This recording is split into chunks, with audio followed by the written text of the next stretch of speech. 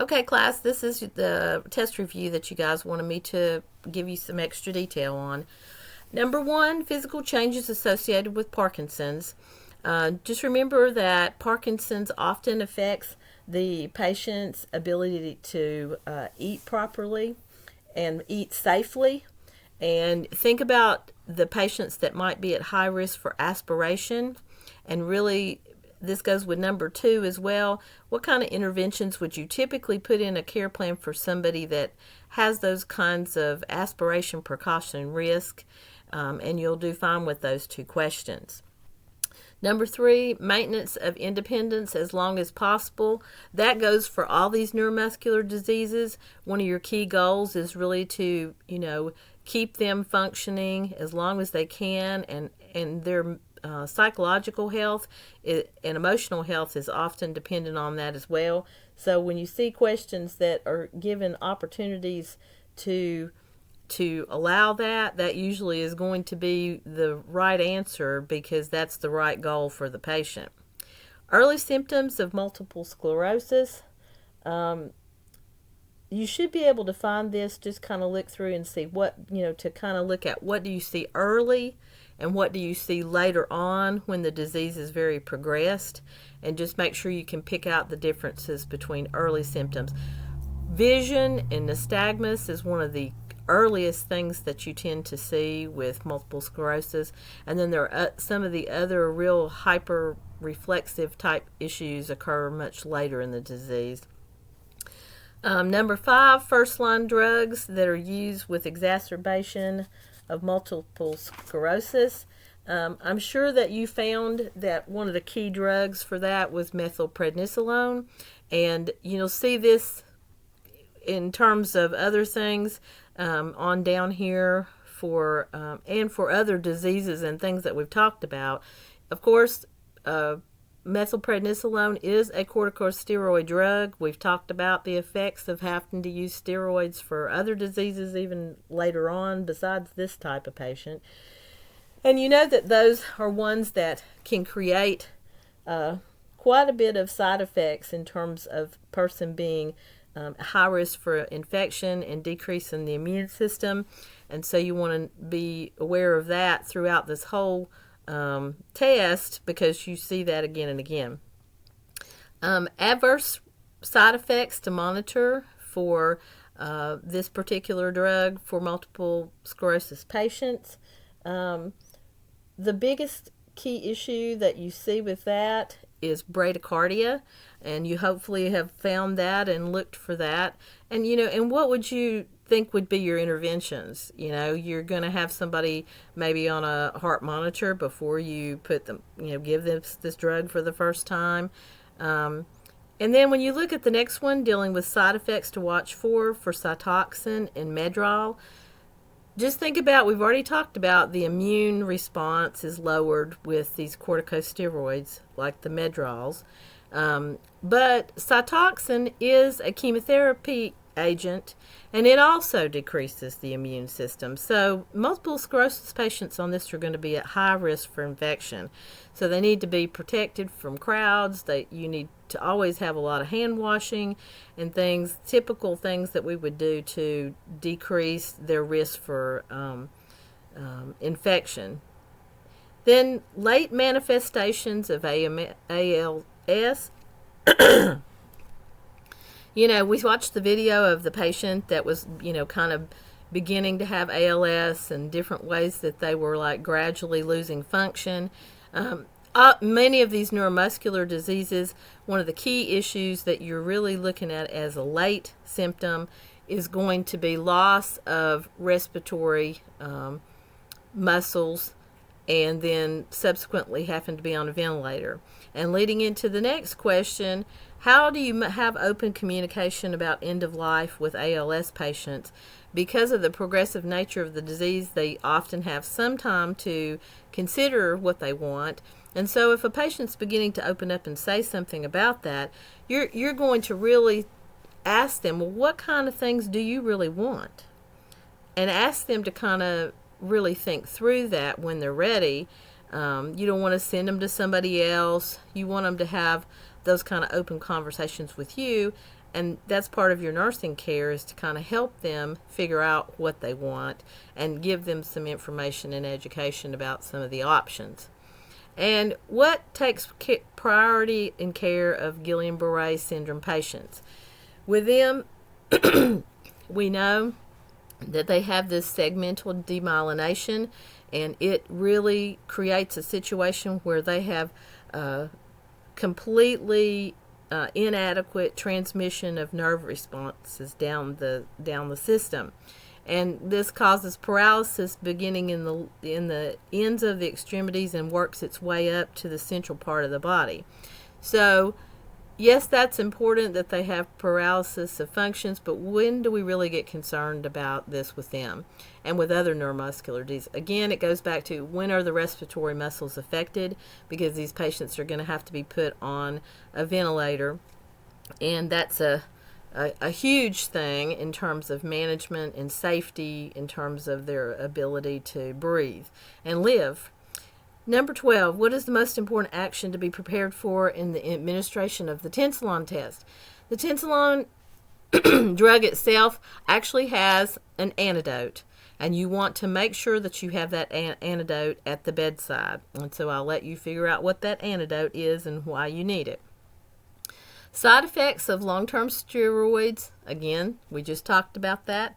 What do we expect will be an issue for long-term steroid use, in that the patients, are going to be immunocompromised. So they, again, need to avoid crowds, and they need to have quite a bit of safety precautions when you're taking care of them, to make sure that they don't have any cross-contamination from other patients.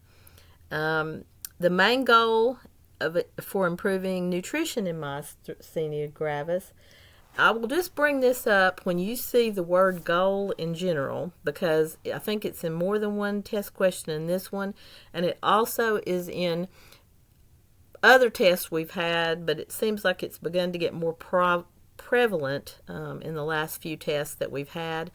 And that is, when a test question is asking you what is the goal, it's really saying, what, if you were doing a care plan, would be the goal? Well, we often answer a lot of questions before this more, what interventions or actions would the nurse take, and that would be the interventions. So, for example, as if we know that a patient with this disease needs to improve their nutrition, the outcome goal is going to be something like weight gain. Okay? That's a true outcome. Whereas we may weigh the patient, we might, change or add the way they take their foods in. Those are interventions, not goals. So get used to that terminology, because when those test questions are asking you for goals, they're really thinking like, what would you have done as your goal, not your interventions. Actions for infection prevention in patients receiving plasmapheresis. Plasmapheresis, if you look at the actual review of what that actually is used for, it is an invasive procedure, and the blood is run through this machine to kind of cleanse the plasma. And so it's a huge infection risk type thing. So anybody that's caring for a patient that's going through that, you're going to want to make sure that there's, good hand washing, the typical standard precautions, things that you would typically do during an invasive procedure like that. Significance of Guillain-Barré becoming confused and restless. If a patient with this you remember they're really having paralysis, but their mind is pretty good. Now, if they were an older patient, they may really have some typical older patient issues. And what do we really put together between a patient with Guillain-Barré? Again, we're really most concerned with respiratory function. So if somebody's getting confused that has Guillain-Barré and getting restless, I'm going to start to be thinking, what's their oxygen saturation? Are they really, are those muscles in their chest beginning to be affected? Because of course now we're then at the point of having to do something more with them in terms of ventilation. Number 17, patho or cause of myasthenia gravis for patient teaching. So imagine for this one you have a patient or family member that really needs to take care of this patient at home, and you're trying to figure out, well, how do we, what is the best way to explain this disease to the patient or the family member that's going to care for them. So just really knowing what causes myasthenia gravis and how is that disease going to impact their loved one is the best information that you need to answer that question. Let's see. Number 18, make sure that you look up this particular drug, Mestinon, and look at what kinds of things would you really want to teach somebody about that particular disease. Usually they recommend that you do not eat a full meal for 45 minutes after taking that drug, and there's a particular reason why, so look that up. It typically has a specific way that it absorbs, and you want to be aware of that. And then what might that drug cause in a side effect that is always pretty common with that drug that you would want to inform the patient about so that they'd be aware of it before it occurred.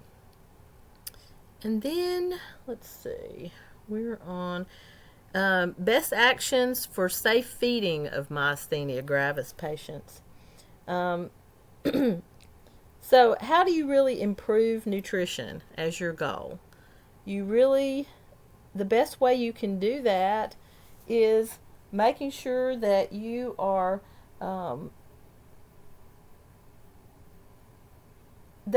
providing them foods in a way that prevent aspiration so that they really do get it down. And occasionally and a lot of times, not occasionally, they will have these patients ordered on one of those kinds of preparations that thicken their food that they would give for patients with aspiration. And so that's a good thing good thing also to kind of educate them on. So that, and like keeping the head of bed elevated, things like that you typically do to reduce aspiration are the best ways to handle an MG patient for eating. Potential concerns for Elavil ordered for a GB patient. Well, what do we think about amitriptyline in general? Is it good for patients? Is it a drug that you really would have an older patient on, for example? It might be that you would want to even question that drug being used on a patient, even if they had been on it before, might not be the best thing to be on with Guillain-Barré syndrome.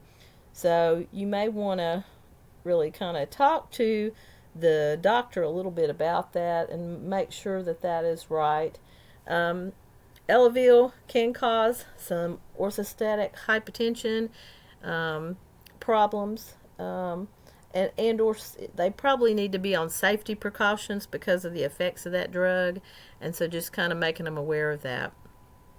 Best actions to prevent decreased mobility in a GB patient.